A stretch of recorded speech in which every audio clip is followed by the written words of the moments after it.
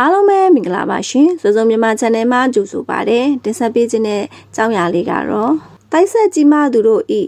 ပုံပန်းတံပဲဖြစ်ပါတယ်တိုက်ဆက်ကြီးမသူအများစုမှာရှိတတ်တဲ့ရုပ်ရည်သွင်းဖြင့်ပုံပန်းတံဟန်ပန်မူရာတို့သည်တွားသောနေရာဌာန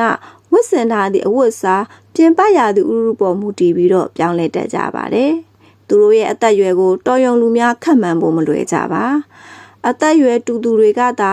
သူကတော့အသက်ဘယ်လောက်ရှိနိုင်တယ်လို့သာပြောနိုင်ကြပါတယ်။ဝတ်စားစင်ရမှုနဲ့သူတို့ရဲ့လက်ရှိဖြစ်နေသောစိတ်ခံစားချက်တွေအပေါ်မှာရုပ်ရည်တင်ပြင်းများစွာပြောင်းလဲကွာခြားတတ်ပါတယ်။တခါတလေအသက်အရွယ်ကြီးရင်သူတယောက်ကဲ့သို့တခါတလေစက်ကြောသက်အရွယ်ကဲ့သို့တခါတလေလူလက်ပိုင်းရွယ်ကဲ့သို့တခါတလေကလေးဆန်မယ်တခါတလေတည်ငြိမ်နေမယ်တခါတလေစကားတွေအများကြီးပြုံးနေပြီးတက်ကြွရှင်လန်းနေတတ်သလိုတခါတလေအနေခက်အေးနဲ့အတန်တောင်မကြားရပြန်ပါဘူးလူတစ်ယောက်တည်းကိုပုံစံမျိုးမျိုးအနေထားမျိုးမျိုးနဲ့အနေထားမျိုးမျိုးဖြစ်အဆက်ကြီးသူတို့ထံတွင်တွေ့မြင်ရနိုင်ပါတယ်